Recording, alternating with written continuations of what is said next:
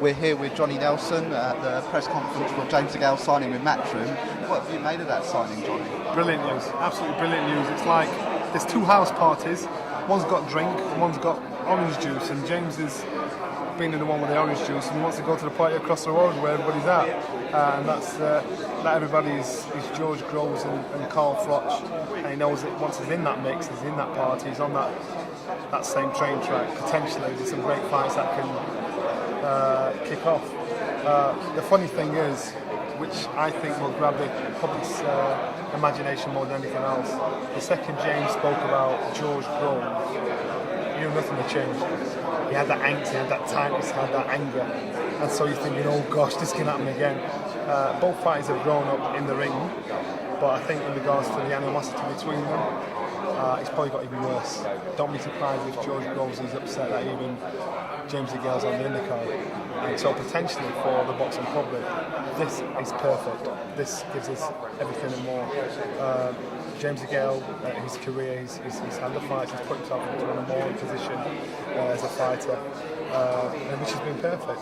But now you see a spring in his step, the light in his eye, you know, he's loving, now all of a sudden he's falling back in love with his girlfriend, which is the boxing. He's just gone through the motions up to that point because he knows potentially some great fights down the line for him. He spoke of Carl Froch saying that would be an easy fight with George Groves, so he respects George now, what he did last time, but he still shows a distinct dislike for George Groves. So I think future, is very, very bright. The next 24 months is great. There's no point in being the king of your division if there's no other kings to overthrow. So at the moment, there's only been two kings, and that's Carl Froch and George Groves, and that's given them great business. Now there's a new kid on the block. No one wants to get involved in trying to overthrow them all, and that's what grabs the public's imagination. And that's why potentially this is a big signing. It's a big deal. Because you're not looking at today, you're looking tomorrow. All you've got to do is get rid of Brandon Gonzalez on the undercard. Once he's done that, everything's perfect. And you mentioned there's two kings, and of course James DeGale's the third person into that party, but they're all British, and it's so good for British boxing. Exactly. You look at the time when there was Nigel Benn, Chris Eubanks, Michael Watson. These guys only had to fight each other. They made the money fighting each other. And at the same time, you had Michael Nunn, you had James Toney, you had people overseas. And they were looking over here thinking, hold on a minute, how comes all the attention is over there? How comes all those boys are making so much money, grabbing so much attention, getting so much TV? Because all these bulls were in the same pen, and they had to fight each other. And that's what worked perfectly for them.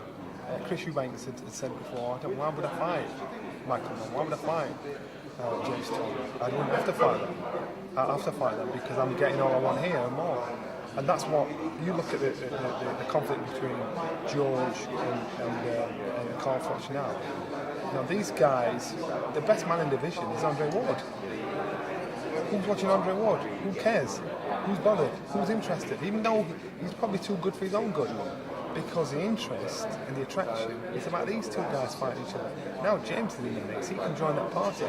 So sometimes your curse is being too good for your own good.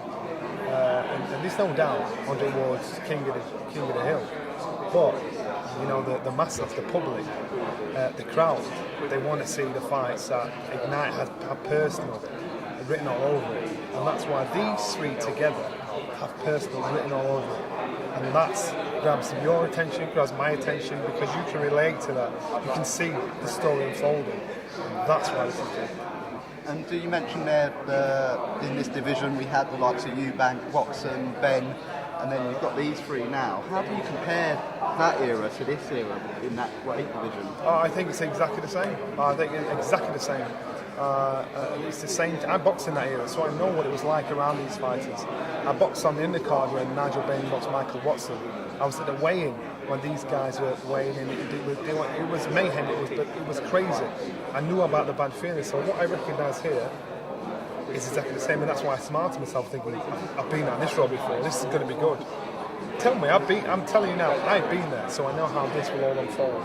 Come the 31st, the fight's not just going to be what's happening in the ring, it's what happens in the dressing room when all these guys pass each other in the hallways of Wembley Stadium. you know, the seed has been planted now.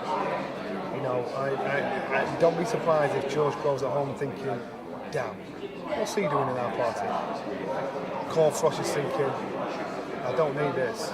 You know, this is enough on the plate here. And he's thinking, I've been waiting to knock on this door for a long time. So I'm gate crushing. And that's why it's perfect. It's a perfect storybook.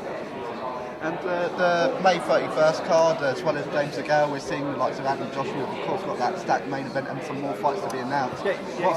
Is the excitement building even more now? Of course it is, because listen, this is a premier fight.